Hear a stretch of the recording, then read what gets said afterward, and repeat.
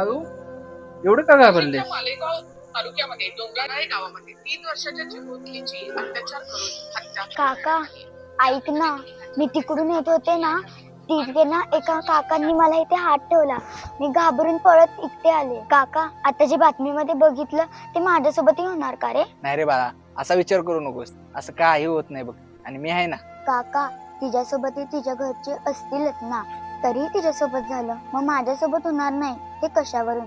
म्हणून मला भीती वाटते रे. नाही रे बाळा, तसं कधीच होणार नाही. पण मला तू सांग, तुझ्या मैत्रिणीसोबत जर असं काही घडलं, ती रडत असेल तर तू शांत बसशील का? नाही.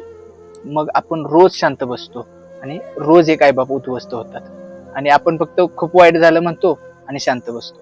काका मला खूप भीती वाटतेय रे. घाबरायचं नाही रे, ही माझी पुतणी आहे, उद्या तुमची मुलगी असू शकते.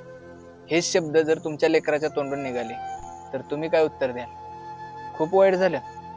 खेळ मांडला